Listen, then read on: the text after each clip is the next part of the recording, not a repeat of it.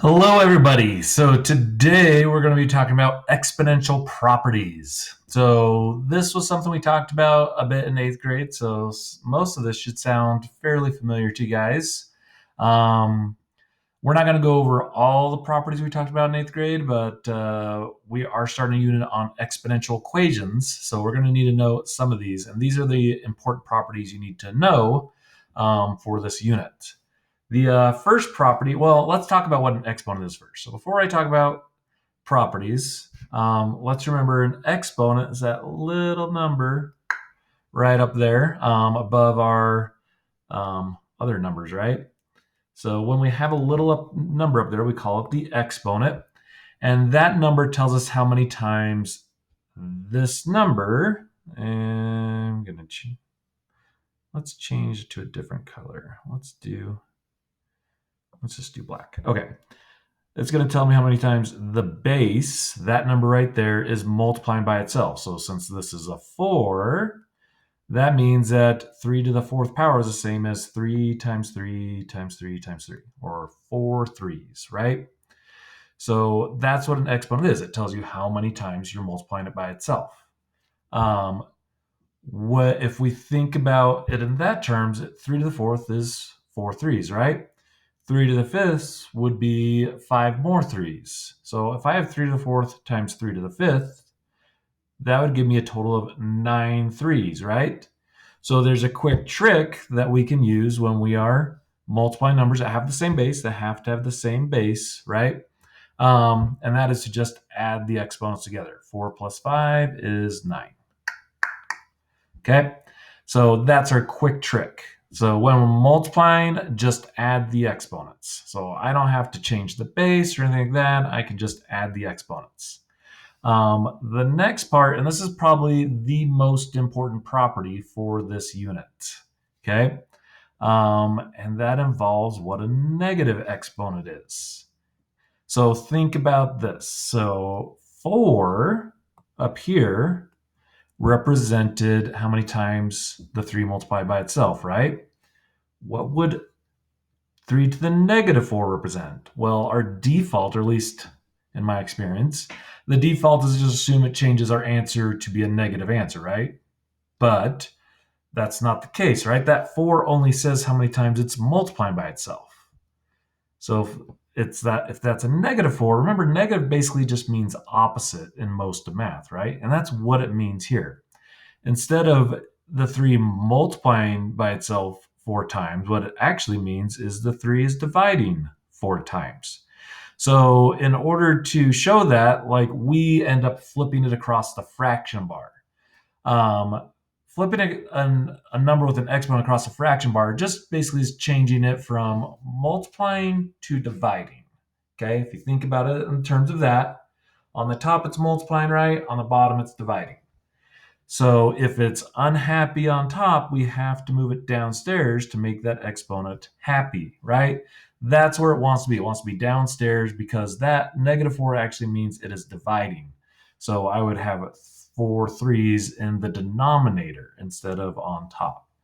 So we use this trick a lot in math. And you don't necessarily have to know that it's dividing or whatever. Just know that if I need to move a number with an exponent above or below a fraction, you can. It's very easy. All you do is change the sign of the exponent. 3 to the negative 4 will go downstairs and become 3 to the positive 4. If 5's happy upstairs, it'll move downstairs and become unhappy, right? We usually use the analogy. So let's say I have 3 to the negative 4 up here. We use what we call the old man analogy at South Hills. So let's say we're in an apartment complex, and that's a staircase. I'm trying to draw on it vertically. Sorry, guys. I'm not normally this messy of a writer, but writing vertically versus horizontally is very different. Okay, so this is a well-made, and I'm very artistic, by the way, too. This is a well-made apartment building right here. So this old man lives in the second store apartment. He has to climb these stairs every day. And because he's old, he has bad knees, right? So that gives him a negative attitude. So he talks to his downstairs neighbor down here, and they agree to change apartments. And the downstairs neighbor moves upstairs because he has good knees. And the old man moves downstairs. And when he does, his attitude, he no longer has to climb those stairs, so it becomes positive. Okay? Again, I can flip these numbers back and forth across the fraction bar all I want. All I have to do is just change the sign of the exponent. Okay? That's the gist of this rule. And we're going to use that a lot. We're going to flip things up and down across the fraction bar a lot in this unit. So that's why we just need to know, like, it's an easy thing, right? You just, when you move it up or down, it just changes the sign of the exponent. Okay, next one, we're going to do this a little bit.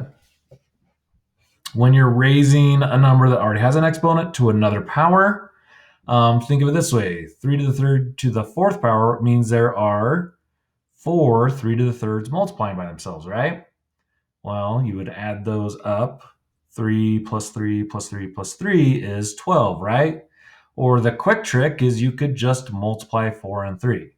So when you're raising a power to another power, just multiply the exponents. 4 times 3 is 12. Okay, not too tough. And then this one is another one that you guys struggle with a bit.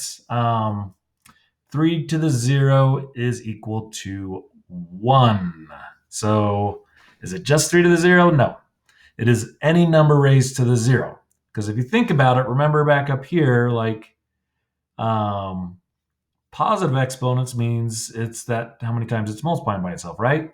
Negative exponents means how many times it's dividing by itself. Well, 0 is that neutral number that's right in between positive and negative. So basically what 3 to the 0 actually is representing is it's kind of unsure if it's in the top or the bottom. And 3 to the 0 mathematically would actually mean 3 over 3 because it doesn't know which side it's going to be on. It's in that neutral spot. So that's why 3 divided by 3 is 1, right? And if you do that to any number, negative 1,000 to the 0 power would be like negative 1,000 over negative 1,000. That's also going to be 1, positive 1, right? So no matter what number it is, a billion to the 0 power, it's always going to be 1. Now, don't get that confused with something like this. 3. So that's just the number, right? 3 to the 1 power is just 3. Okay? If there's no exponent there, it has an exponent of 1. Okay? If there's a 0 there, that means it's changing the entire base to be just 1. 3 to the 1 power is 3. Those are very different numbers, right? This does not equal this. This does not equal this. Okay, that's a common confusion there. So keep those straight as you work through these. Okay, let's look at some examples of some stuff here. So let's just do a couple of, well, let's do like one of these quick multiplying ones. So going to zoom in here. So on this worksheet, on the first page, it wants me to rewrite these as an expression with a positive and negative exponent. Okay, so I'm not actually going to find like what the number is. I'm going to leave it in exponential form. I'm just going to write it as both a positive and a negative exponent. So down here we have, on number 7, we have 5 to the third, 5 to the negative 6, and 5. So remember, if there's no exponent there, it's just a 1, right? So 5 to the 1. So our quick rule when they're multiplying is to just add them, right? So we're adding those exponents. 3 plus negative 6 is negative 3, plus 1 would be negative 2. So I'd have 1 over 5 to the negative 2. Okay, that's one of my answers, right? That's the negative exponent. Now to make it positive, I just flip it across the fraction bar. So I move him upstairs and it becomes 5 to the positive 2. And that's my two answers. That's all it wants. It just wants the negative exponent and the positive exponent version. All of these that don't have exponents, remember they're all exponents of 1. So that would be like 4m's. So 1 plus 1 plus 1 plus 1 is 4. Let's do one of these with the 0. Let's look at number 10. So I have 6 plus 0 plus 4 plus negative 2. So I have students all the time try to change this 0 to be a 1. No, you don't change the exponent to be a 1. Remember, 11 to the 0 means the entire thing is just 1. Now, when I'm doing my quick rule, I don't need to worry about that because I'm just going to add the exponents, right? That's at the end. If I wanted to, like, if I had 11, 0, I would say, oh, yeah, that's 1. Okay? But 6 plus 0 is 6. This 0 is just going to go away, and that makes sense, right? Because 11 to 0 would just be 1, and 1 times anything is just going to be whatever you multiply it by. So this is just basically a placeholder term. It's not actually doing anything. So 6 plus 0 is 6, plus 4 is 10, plus negative 2 is 8. So I have 11 to the 8th power.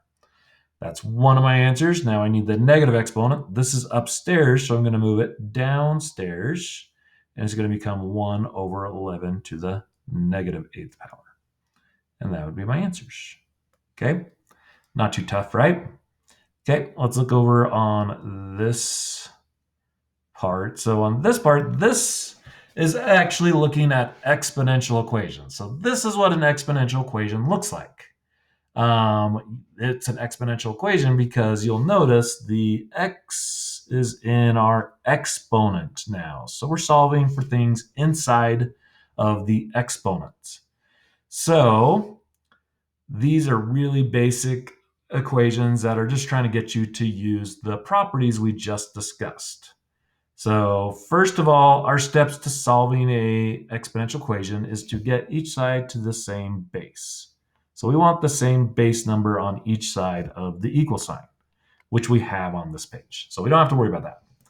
Once we have the same base, that means that if we have 4 equals 4, that means these exponents have to also be equal to each other. If the base is the same, that means those exponents have to be same if we have that equal sign. So once we have them at the same base, we just drop the base and we focus on the exponents. So since these are the same base, I'm just going to ignore those 4s. And I know that x has to equal 3. So my answer is x equals 3. Pretty hard to solve for, right? I told you they were really baby problems. Okay? But if I look at number 19, these are not the same base. This 2 is upstairs, this 2 is downstairs. I told you we are going to do this a bunch, right?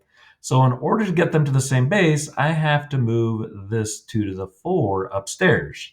In order to move them upstairs, I have to change the sign of that exponent.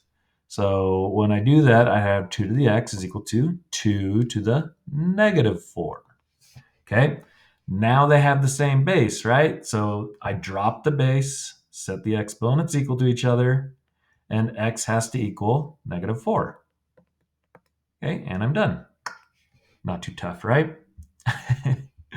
Okay, next one, I have a power of powers, right? They both have the base of 5, but I've got something going on here. I've got 5 to the third being raised to the negative 1 power.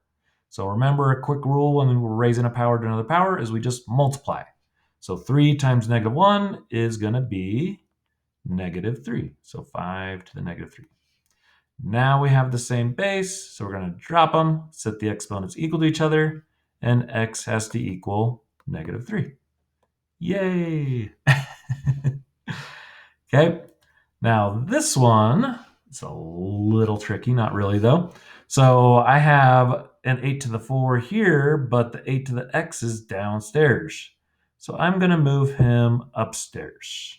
Okay, I could also move this guy downstairs. Either way is going to kind of work, but let's move him upstairs. So if I move 8 to the x upstairs, I have to change the sign of that exponent, right? So it become 8 to the negative x. And then I'd have 8 to the 4. Okay, now I can drop the base at the exponents equal to each other, but this is negative x equals 4, right? I'm not solving for negative x, I'm solving for x. So I have to get rid of that negative, right? So to get rid of negatives, just like what we did in the previous units, you just divide by negative 1, and it changes the sign of everything. And x is going to actually be negative 4. And that's your answer. Okay? This one, on number 25, we have 3 to the x equals 3. There's no exponent here, right? But we kind of talked about that already, right? If there's no exponent there, what exponent is there? It's a 1, right? So if you just have a number without an exponent, that means that the exponent is 1, because that just means there's 1, 3, right? That's what those exponents mean, is how many numbers of itself are there. Well, there's 1, 3. So you could write that as 3 to the x equals 3 to the 1. They have the same base, right? So I can drop them, set the exponents equal to each other. X has to equal 1. Voila. Now this last one. This is simultaneously the easiest problem, but also the one that is probably the most missed when we get to the test. And there will be something very similar to this on the test. Okay? So we have 2 to the x is equal to 1. That is not the same base, nor is there any way to really get this 1 to a base of 2. Because if I multiply this side by 2, I have to also multiply that side. If I add 1 to this side, I have to add 1 to that side, and you have to have the bases isolated by themselves. So there's no way to really do that, right? But there is a property that involves the base having 1, right? Anything to a certain number is always going to be 1. Any number raised to the 0 power is 1. So if I see a base of 1 on an exponential equation, I can literally change that to be any number. I could write a billion there, right? All the zeros. I don't even know what I'm writing here. If I raise that to the 0 power, that's an equivalent exchange. I can switch that out for the 1, and it's the same thing. I don't want to do that though, right? I want to switch it out for something that has the same base as the other side. So I'm going to switch it out for a 2. So 2 to the x is equal to 2, but in order to do that, I have to make sure it still equals 1, right? So if I put a 2 there, I have to raise it to the 0 power. 2 to the 0 power is 1. That is an equivalent exchange. That's an equivalent. That is a substitution, right? The substitution property we talked about with the algebraic properties. That is a substitution. So now they have the same base. I can drop the bases and set the exponents equal to each other. X is just going to equal 0. And if you think about that, if you raise 2 to the 0 power, does it equal 1? Yes, it does. That matches. You can still plug these in and check your work and make sure you did it right, because you should get the other side. Okay. That is everything I had to go over today. So if you have any questions or concerns, let me know, or your teacher know. We're here to help. We want to help. You just got to ask, and I'll see you guys out there.